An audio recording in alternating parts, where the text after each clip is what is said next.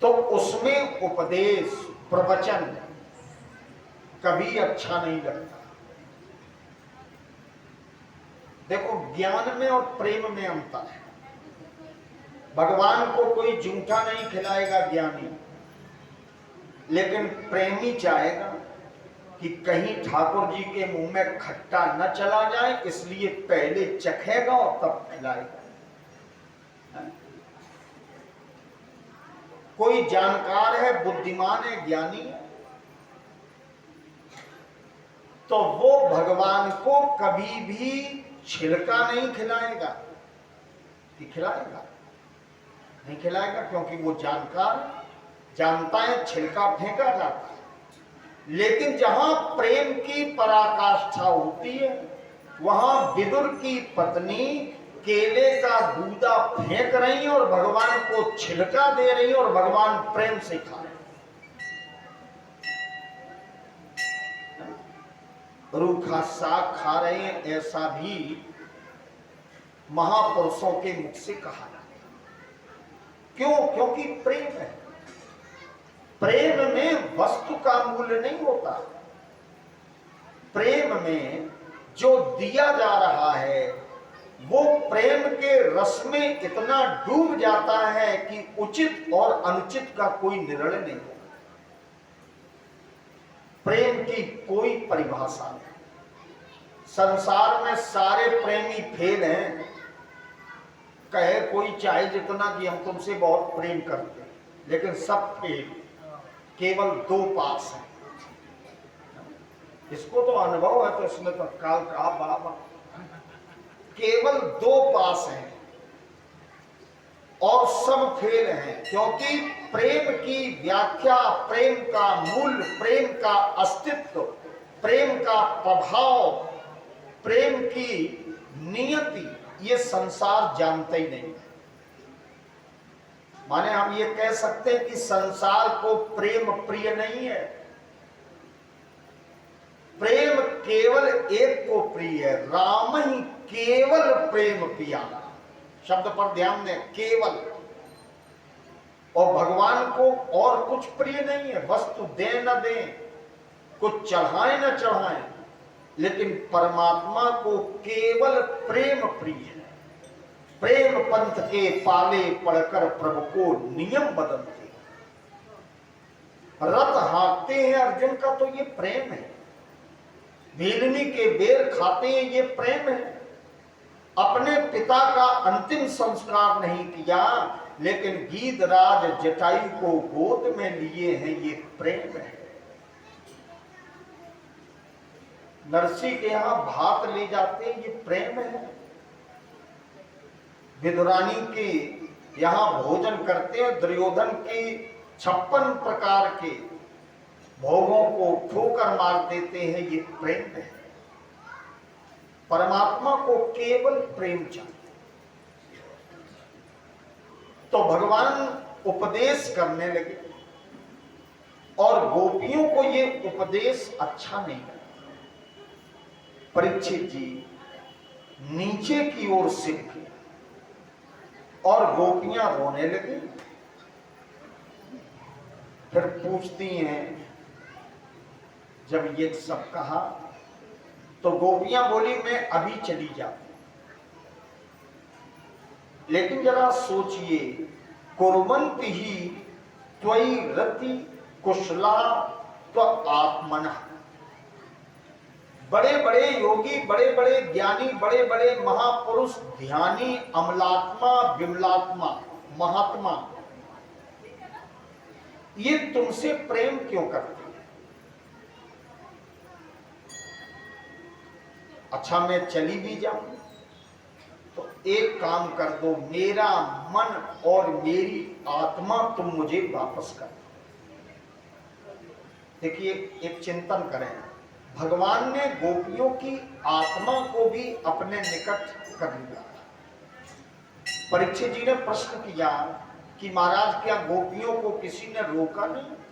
तो भागवत जी में श्लोक है कि रोका तो सबने, लेकिन वे रुकी नहीं। ताम्रवार माला फतभी पितृ भी भ्रातृ बंधु भी ताम माने उन गोपियों को।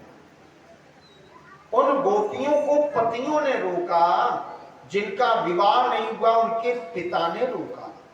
जब बंसरी की आवाज सुनी और चलने लगी तो परिवार के लोगों ने रोका। लेकिन गोविंदा प्रहात्मानौ, गोविंद अप्रहत आत्मानौ, गोविंद ने उनकी आत्मा का भी हरण कर लिया था। अच्छा, एक अनुभव करें, शरीर क्रियाशील कब रहेगा? जब आत्मा और मन दोनों होंगे।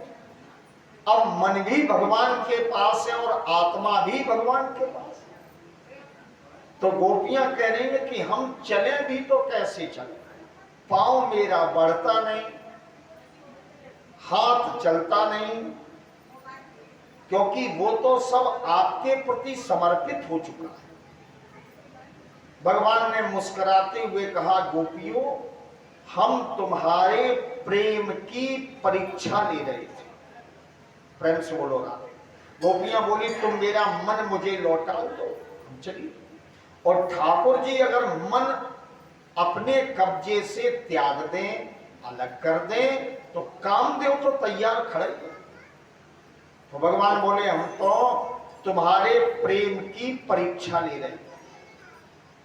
अब गोपियों को निकट बुलाया और जैसे ही गोविंद ने स्पर्श किया तो परीक्षित जी, गोपियों का पंच भौतिक जो शरीर था वो दिव्य शरीर में परिवर्तित हो गया।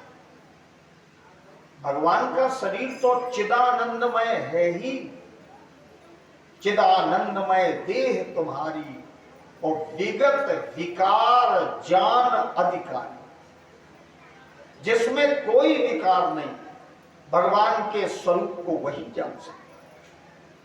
सुखदेव स्वामी कहते हैं कि गोपियों का दिव्य शरीर हो गया और अब भगवान ने रास प्रारंभ किया। तो आइए रास का एक श्लोक सुनते हैं बड़े भाव के साथ।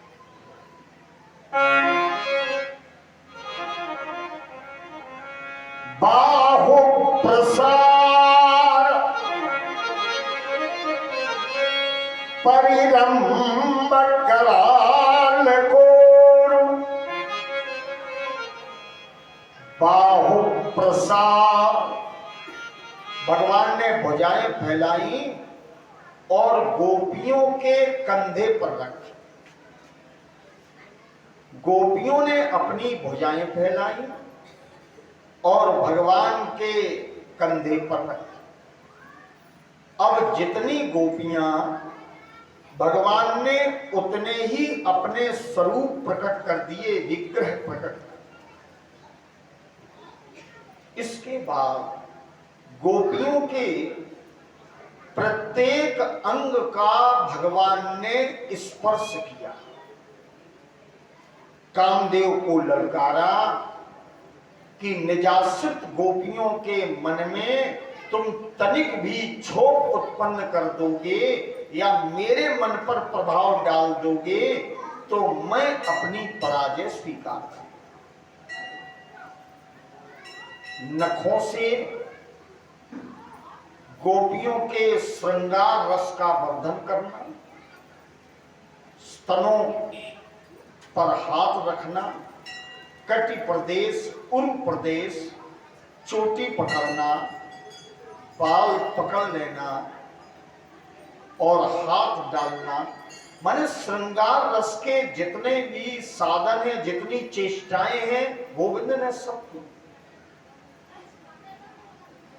लेकिन किसी के मन में किसी भी प्रकार का कोई भी विकार उत्पन्न नहीं हुआ। प्रेम से बोलो राधे। और नृत्य होने लगा। परीक्षित जी घनघोर नृत्य लगा। कामदेव प्रयास करता है लेकिन सारे प्रयास इसके असफल। उसी क्षण राधा रानी ये अनुभव करने लगी कि महारास में मैं थक गई। तो बोली गोविंद अब मैं थक चुकी हूं और मुझसे नृत्य नहीं होगा। भगवान बोले तो मेरे कंधे पर बैठ। कन्हैया ने राधा जी को कंधे पर आश्रय दिया और महाराज से भगवान अंतर्धान हो गए। एक दूसरा कारण और था कि गोपियों के मन में सौभग मत उत्पन्न हो गया कि 3 लोग के ठाकुर हैं तो क्या हुआ, लेकिन हम कितनी भाग्यशालिनी हैं कि मेरे साथ त्रिभुवन पति नाच रहे हैं। देखो सतोगुण में भी अभिमान था, अपने सौभाग्य पर और अपनी सफलता पर कभी भी मद नहीं करना चाहिए। इसको कहते हैं सौभग मद। भगवान ने सोचा मद आया है तो कामदेव निश्चित ही प्रभाव डालते। भाई नारद जी के प्रसंग में कामदेव को जीत तो लिया नारद ने, लेकिन जीतने का मद आ गया। जिता काम अहमित मन मान। और एक निर्णय की बात बताऊं, विकार अगर जीवन में एक प्रवेश करता है तो दूसरे के आने में देर नहीं लगती। ये अकेले नहीं रहता, ये दूसरे को जरूर बुलाएगा, है ना। इसलिए आज भगवान अंतर्धान। सुखदेव जी कहते हैं अपने बीच गोविंद को न पाकर के गोपियां दीन बन गई और रोने लगी। भागवत जी में बड़ा प्यारा सा गोपी गीत है। गोपियां रोती हैं, वन में जा रही हैं और भगवान को खोज रही हैं।